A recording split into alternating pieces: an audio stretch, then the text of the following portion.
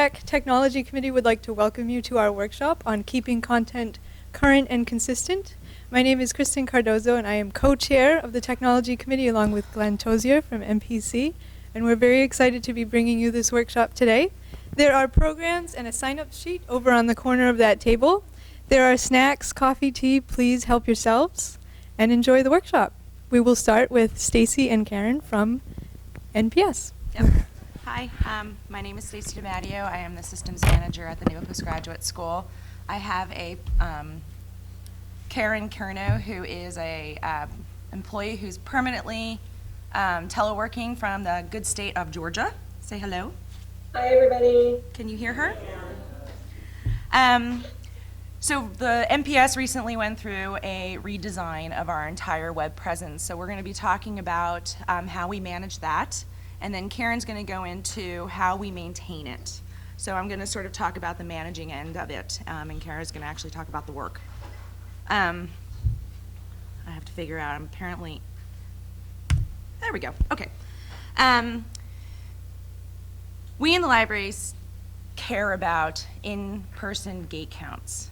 We do a lot of manipulation of data. We add, oh, good, you see them, okay.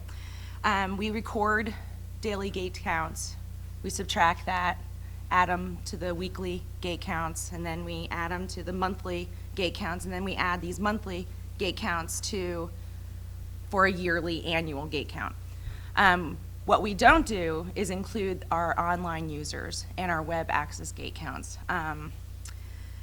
I've looked at a bunch of annual reports from either both local area and then some other library annual reports, and I've noticed that most don't actually account for online users, and I think we do need to start changing that.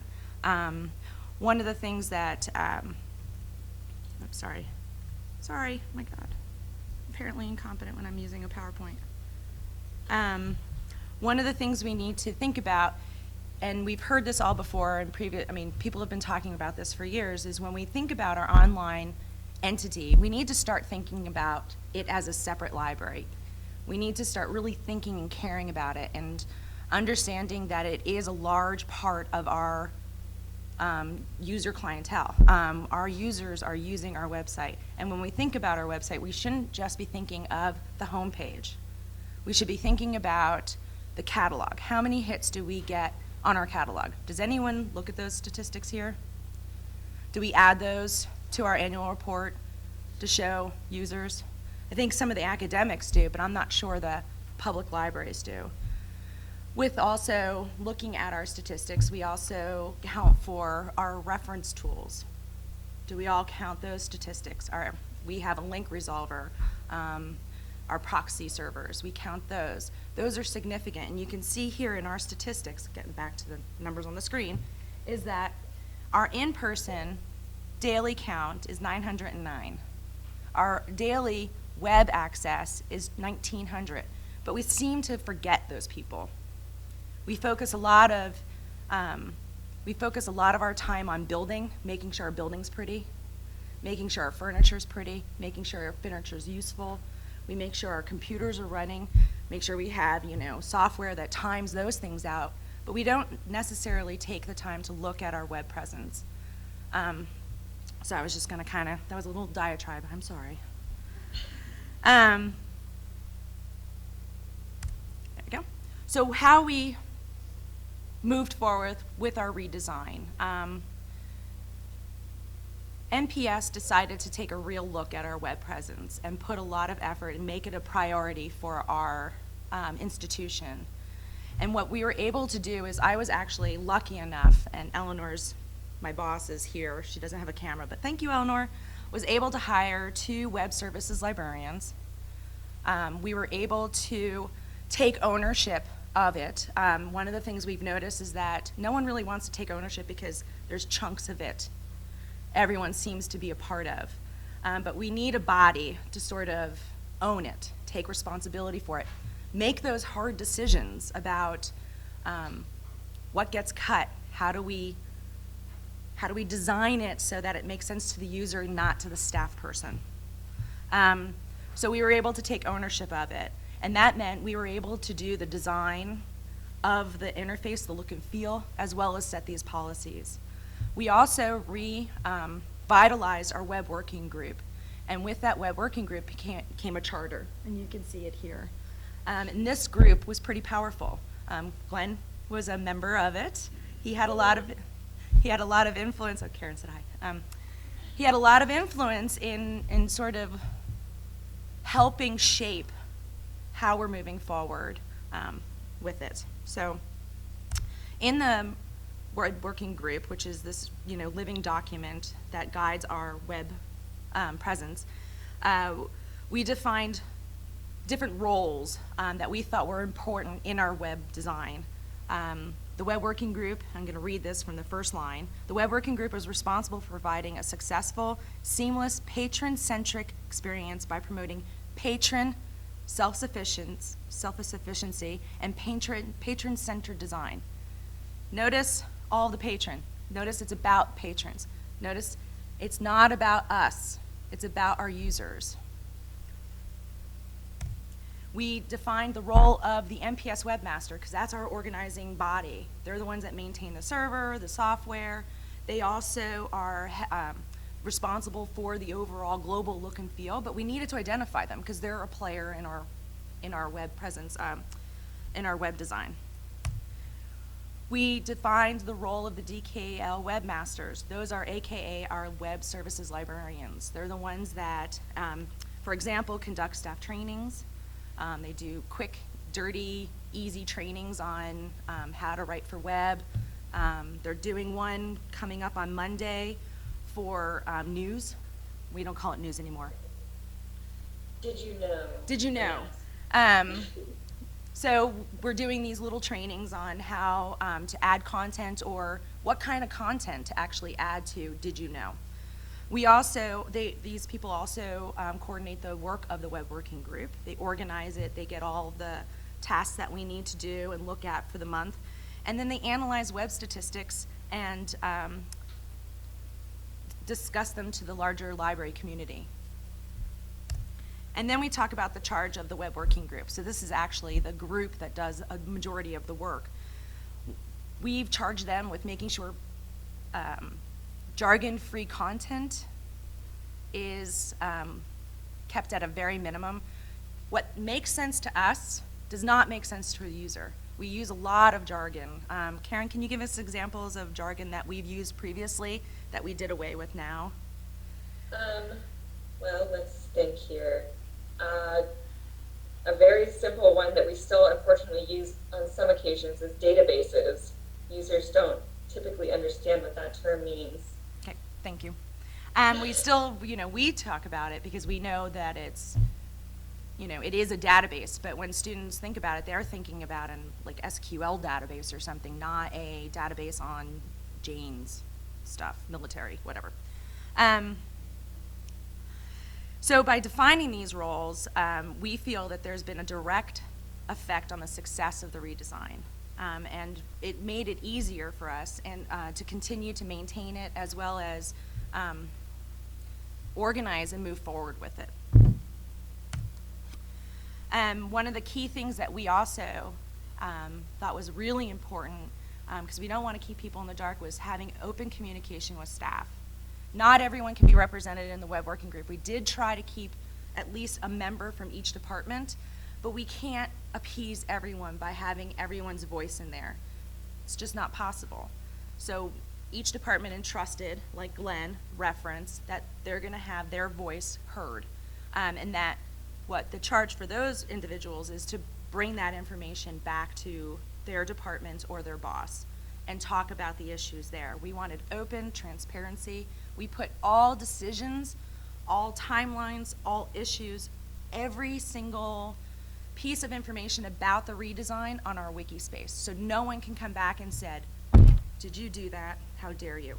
That's an exaggeration, but there's an openness about it. So there isn't anyone feels like they're being denied or neglected. We also used a ticketing system, Jira.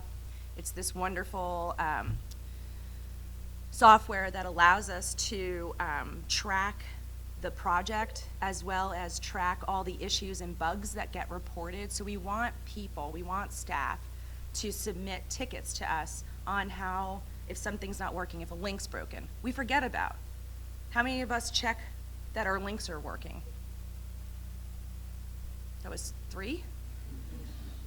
4? Okay, now they're all raising it.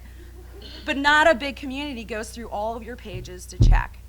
So that is one thing that we want staff to be able to report to us if they notice something, to report it to the web working group so that they can go in and change it, or submit it to the web content owners for them to work on. Because there's nothing more frustrating if you go to a website and the link's bad. I'm sure we've all been there, and you get frustrated and you leave and you go to Google. And here we are, always talking about Google as like our nemesis, but their links aren't bad. Okay, there's my diatribe. All right. So this was our old site. Yes, the spaghetti monster lives and is alive and breathing in our old site. It was chaos. It was unbelievably hard to manage. This is a visualization that we did. This isn't even 1/10 of it. This is just the front page of our home page, of our website. This does not include reference guides. This does not include everything else. This is just the home page. And then the tributaries after that. It was a mess. It was scary. One of the things staff, one, didn't like the CMS, so it was really hard to get in there and promote using it because it was complicated. It was, you couldn't figure out anything. But once they got in, they couldn't navigate because there were so many different pages, so many different ways of accessing the information. A lot of times we'll add a page here, and then we'll add the exact same thing over there because we feel like users aren't getting it there, so we need to add it there, and then we only update it here, so this one's outdated. It becomes a problem. And one of the things that helped us was this new CMS that we went with. This is the new visualization for our current website. You can see it's organized. It's not chaotic, or at least I don't think so. It's even color coordinated.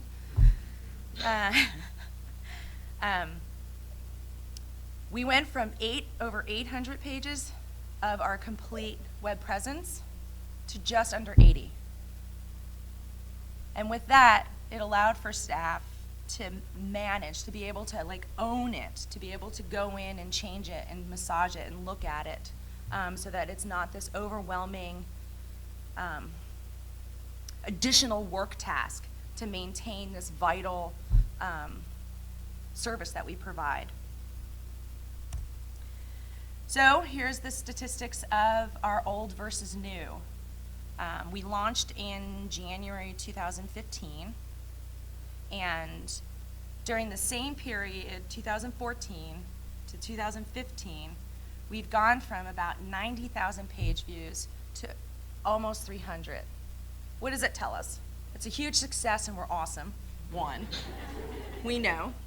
But it tells us that by reducing user frustration, reducing these spaghetti monster, writing for the web, which we've done a training on, I think 2 years ago, writing content for the web, making it task-oriented, doing all the things that Karen's going to talk about, we've successfully built a site that users want to stay on and use. I'm going to pass this over to Karen because she is our statistics Google Analytics guru. She's going to talk about a couple of the next slides, and then she's going to go into her presentation on how we did it. She's going to do a very brief overview of our redesign and then how we're maintaining it now that we've done it. So, Karen? Okay, well, before I get into my bit, I wanted to kind of explain what the term session means. That's a Google Analytics term that refers to the time a user is actively engaged with your site. So they're clicking around, they're using your content. And as you can see, compared to 2014, the number of sessions, the number of times users have been actively engaged with our site has increased 189%, which is huge. They're not just clicking a link, they're using our site. So that's like, we're very excited about that. And if you click one more time, users, when it comes to Google Analytics, what that means, it refers to everybody, both new and returning users. to the site. But as you can see, it's the same. I mean, it's an increase, 64% up. So we've got more people coming to our site, more people using our site, and kind of like Stacey talked about, it's just another library, and so we're excited to know that more people are using it. So we're going to take a 2-second break. You can do the Jeopardy theme song, so that she's going to share her screen with us now. So I'm going to stop sharing.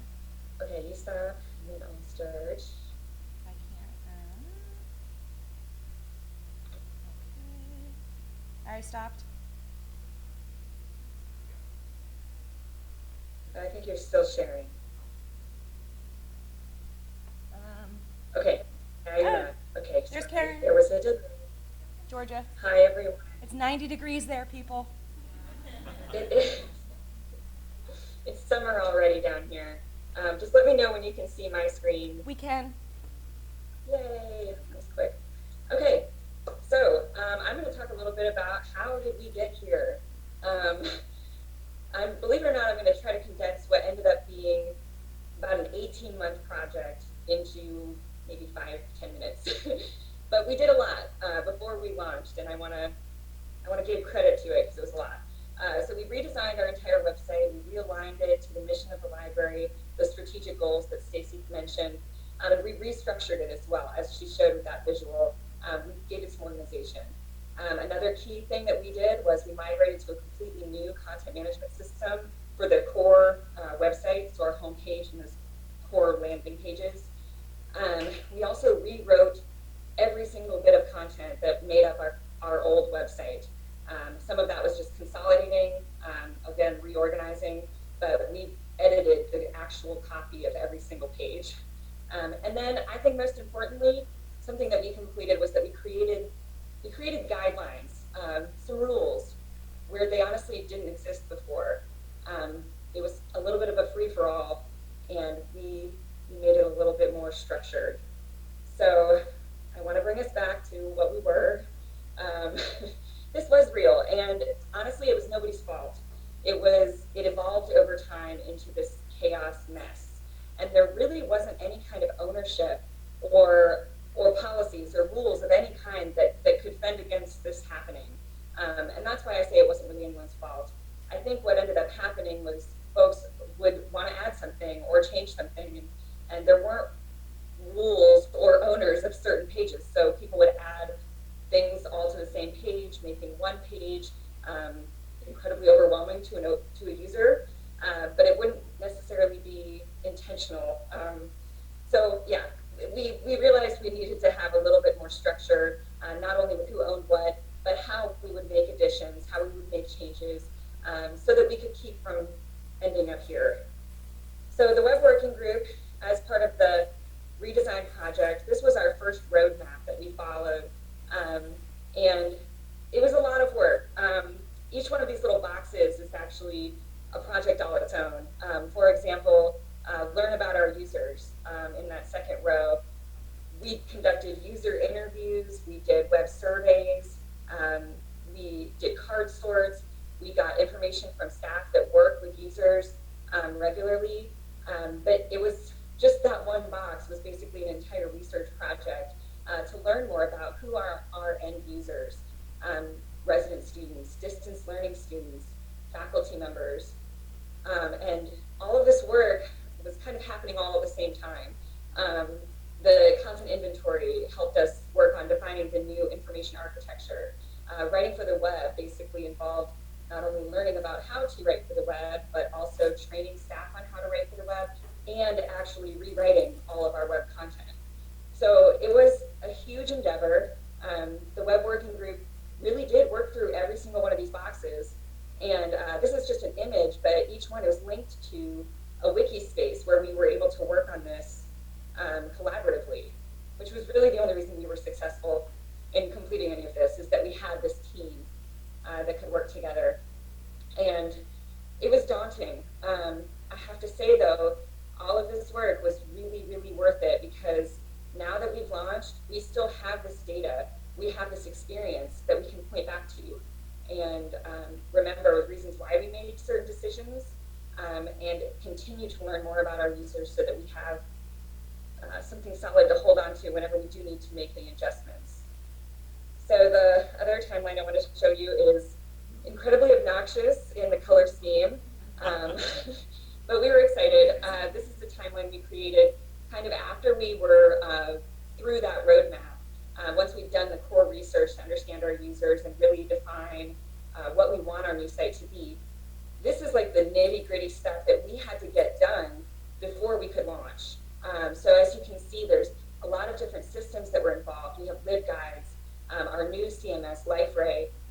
We had to work on creating graphics, floor maps, doing testing, training staff. It was a lot of things kind of all happening at once. And I wanted to point out that the reality of this timeline is that we did have the goal of soft launch in April, and that ended up moving back. We didn't actually soft launch until the fall, and then our hard launch was in December, in the winter. But that's kind of the reality for us. We're actually, we're part of a larger organization, and moving to the new CMS that was managed by NPS as a whole, not by us, they needed to get the core look and feel, the branded look and feel finished before we could go live, and it wasn't yet done, even though we had our content already. So I think that's the reality. You got to be flexible with, you know, the fact that other things are involved, and it ended up being a good thing. We had obviously a lot to do, and just gave us a little bit more time to finish everything up. So now what? After all of that work, we went live. And honestly, for me out here on the East Coast, I was the one that actually flipped the switch when we went live. And it was a little bit anticlimactic, you know, all of this work, this huge project. Okay, now what? And I have to say, you know, you don't want to neglect this thing that you worked so hard on. So for us, maintenance mode, which is what we're in currently, it's got to be considered just as important as that redesign was. Yeah, it's a lot less involved, but it's very important still. So the reason we've been able to be successful during this maintenance time is because we created these two defining documents during the redesign. This was part of that project, and they really have helped keep us on track during this maintenance time. So just broad strokes, our web style guide is a document that covers all the look and feel requirements and guidelines for our content owners, everybody on staff. So it covers things like colors to use, font choices to use on the web. It actually has a glossary of terms in there that helps everybody know how we're going to refer to things in the same way. For example, we're going to use the term articles instead of databases, because that's really what users are looking for. In addition, we also have all the writing for the web guidelines in that document. So we printed all of these out. I think Stacy brought some copies today, so if you guys want to take a look, it's really helped us stay on track and give our content owners, you know, kind of a rule book to live by. And the web content strategy is just that. It is a strategy for our content that keeps us all accountable and on track to have a maintainable, usable, and useful site. So within this document, we have policies. We've defined roles. So there's literally a content owner, a person that owns every single page within our web presence. So we have our whole inventory, and we know every single content owner for that, for every single page.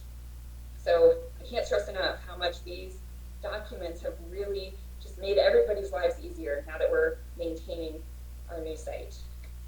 So I'm going to go into a couple other things that we've been doing during this maintenance time. First of which is seamless integration. It's probably familiar to all of you. Our site is a portal website. It's made up of a lot of different microsites. We have our core homepage and a multitude of landing pages within that system. But then we also have our LibGuides, which is SpringShare product. We have LibAnswers, which is our FAQ, online searchable FAQ. We have our institutional repository. We have our catalog. We have our Facebook page. I mean, it goes on and on. We've got a lot of different pieces to this puzzle. But to our end user, it's just one big site. And we need to make it feel that way to them, because honestly, they don't care that it's a bunch of different systems, a bunch of different servers. To them, it's one big website. And actually, when we were conducting usability tests back of our old site, before we redesigned it, this came out very clearly. Our users would click a core service on the site, and it would look so different that they thought that they had clicked a wrong link. They get to that destination page, and they assume it's going to be a library website, and it looked so different. A lot of them would click the back button. Oh, I must have clicked the wrong link. So that's an issue. So part of the thing we've been doing is integrating or trying to integrate the look and feel of all of the different services that we provide. And it's an ongoing process. It's not perfect, but we've been able to do quite a bit with just HTML and CSS, making sure different services look similar on the web. It has that same feel so that users think that they're on the same website. So I'm just going to show a couple examples here. The first one is our AskALibrarian service, which is built in the LibAnswers system. This was our very first iteration of this product in version 1 of LibAnswers. We had an in-between design that was a look and feel that we were working on while NPS was finalizing the global look and feel that we would need to conform to. And then finally, we did upgrade to the version 2 of LibAnswers. And at that point, we were able to bring over all of the branded look and feel of the new site, use the same fonts, bring over all of the graphics that we've developed. And it really does feel like it's part of the same website. Another example is our SFX instance, which is our online journal subscription. And this is the before picture, and honestly, this looks nothing like anything looked. There was nothing on our old site even that looked this way. And even though it has the NPS logo and it has our name, it was so drastically different that many times students were, confused when they would get to this page. So we did an in-between design, again, similar to the AskALibrarian in-between, to help improve the usability of it. And then we were able to bring in that final look and feel with the colors and graphics that we are using in our current site. So, I do have one more. This is for the research guides. I love this before and after because our before was in our old CMS, and it just links to the various subject guides that we had, but it included every single link on this page, which was a bit overwhelming. We were able to migrate into LibGuides version 1 as the first iteration to help clean up this landing page. And then we did take on the endeavor of upgrading to version 2 of LibGuides, which was a project all its own. But at that point, we were able to bring over the official look and feel of our new site, and I think it turned out great. Another important thing that we implemented within our content strategy document is this idea of an annual review. So my colleague Kathy and I, we're the webmasters, and every year we do an annual review of the entire site. So that's where we look at that full content inventory, make sure all the pages are still as they are. If anything has been added, we add that to the inventory. But at that point, we also send an email to each and every content owner. It's literally this. It's a friendly reminder. Don't forget to look at your web content. Hopefully they're looking at it more than just annually, but at a minimum, this is what we would like. Please just make sure that your links work, that your writing is for the web, and when you send a link back to that style guide as a reminder, don't forget this is a very specific context you've got to write for. And then finally, just making sure your content is still up to date, still relevant. We've got some content on our website that pretty much maintains, but got to make sure every so often if it does need to be updated. And we just provide a link to all of their pages, and we have a link at the bottom to our email, which links into our JIRA so that whenever they email us, it becomes a ticket in our system. Another important thing during this maintenance mode is that we have been collecting feedback from our actual users, those end users. We designed the site for them, so we want to make sure that we're hearing from them as to what they think. So we're still doing usability tests, but these are just a couple examples of unsolicited, anonymous feedback that we've received, specifically from our feedback button. This is something that was part of our redesign. We have a feedback button on every single page throughout our entire web presence, all the different services. So I obviously had to include a few that make us look good, but people are really honest when it's just anonymous feedback. So we've gotten some other ones as well. But, this one's an example of a good, we just had a typo on a page and they found it for us. So, thanks. We obviously missed that one. So, in addition, we've been continuing to research. Like I mentioned, we're still doing usability tests every year. We're reviewing our personas, which are these fictional characters that we've created that are based on our core user groups. So we have a persona on our resident student, our distance learning students, and our faculty. We want to make sure these stay up to date because people change. So we're doing that kind of research. Again, we are always trying to ask for feedback wherever we can get it. We want to ask staff to send us any and all information, suggestions, ideas that they might have, especially if they're working with our users one-on-one quite a bit. And we're still, we're looking at what others are doing as well. Reading literature in the field, understanding more about user experience in general, usability and web design and how that's evolving. But sometimes we need to get specific input on bigger changes or things we might want to improve. For example, in a recent usability test, we identified what looked to be a little bit of a barrier. Our students and our faculty didn't seem to understand what a certain link label on our website meant. And you might think, that's kind of small, it's just a little link label. But this was one that was in our global navigation, which, we spent a lot of time trying to design. So, and they might be missing an entire menu if they don't understand what that top level label means. So we did some more research. How can we make this even more natural language, even more understandable? And we came up with a few ideas of what we could change it to, but to really narrow it down, we ended up doing a short web survey called What Would You Call It? That we linked from our homepage. And this is a screenshot of the actual questions. It's just 2 questions, group of things. What's the most obvious and meaningful label for this group of things? And we got a great response rate. I think we had over 180 responses just after having it up for 2 weeks. And that really gave us a foothold to make a final proposal to supervisors and say, hey, we're going to recommend that we change this label because according to our users, this is the label that makes the most sense to them. So speaking of which, this is a workflow that it's part of the content strategy. We developed this workflow before we even launched our site, and I think that's really important because it's what's keeping us on track now. It's what's holding all of us accountable and helping us avoid what I call feature creep. Many times librarians want to just continue to add services, add links here. Oh, this could be helpful. And it's all true, it could be helpful, but on the web, less really is more. And we need to hold all of our great ideas to the same systematic workflow just to make sure that we're making these decisions for the right reasons and it's based on our users' needs. So at both of the green decision-making points, this is where we involve managers. We get approval for whatever improvement we might be considering and when or if we're going to actually implement it. And communication is key here. The web working group, we've got to make sure we get all the information we need from key stakeholders. Again, if there's a little survey we could do to get it straight from our users, that would be key. But so far, so good. In the first, the very top, identify problem or opportunity for change. This could come from anywhere. It could come from something we noticed in a usability test. It could come straight from our users through that feedback button.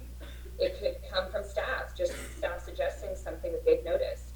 And we really do try to consider everything as a potential improvement. So whether or not that top one comes from a part-time student volunteer suggestion, or if it comes from the director of the library, we still want to go through the same workflow to make sure that we're making the right decisions on this new product that we made. I think that's it. So the last sort of bit is we understand that a lot of times we don't have control over our web presence. The larger community or the large organization is the ones that maintain it, and they don't give you a lot of flexibility. But what I would say is, learn as much information as you can about web design. We're librarians. We want to play it forward. Learn as much as you can. Learn about design. Learn about usability. Learn about your users so you can pay it forward. We were lucky in that we had such a depth of knowledge from learning from our redesign that we were asked to be a part of 3 groups within MPS to design the global design of our entire MPS web presence, as well as be on an advisory board for the entire web presence, and then design the information architecture. So we were able to really sort of promote libraries and promote our knowledge in moving the entire MPS website forward and ours. And I think that's really key, especially if you don't really have control. Get that knowledge and start talking to your community. That's it on our end, so thank you. I did print out some of the style guides and content strategy guides. If you don't have one, I can send me an email and I can forward them to you. So thank you. Thank you, Karen. Thanks, everybody.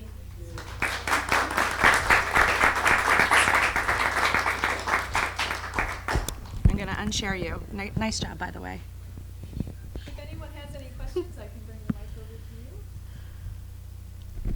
Oh, questions. Oh, we got questions. Don't go. Oh. No, so my question really is about the statistics that you recorded. You said, like there was a 189% increase, and typically any change does have a spike. So did you notice a consistent increase? Say, for example, if you were to compare just September of 2014 to September of 2015, do you still see that kind of a spike, a difference, or did it taper off after a while? Do you hear that question? I can't hear that. Okay, so I'm going to repeat it for her because she's our statistical goddess. She wanted to know, web statistics, she wanted to know, did we still continue to see spikes in our usage, or has it leveled off or even decreased beyond the statistics I provided on that second slide, September of 2015? Well, since the launch, we've actually maintained a really regular usage trend. For us, our users, we've got every single week, we have a spike around Monday, Tuesday, Wednesday, and then it goes down. Students don't work as much over the weekend on our site. But honestly, it's been a very regular trend since launch, which is encouraging. By the way, you're on the giant screen. It's pretty awesome. Can you see yourself? Sorry. I know. I know. It's great. You look cute. You look adorable. Any other questions? Okay, I think that's it for us. I'm going to undo you. So you want to stop sharing your screen? I did, I think. You did?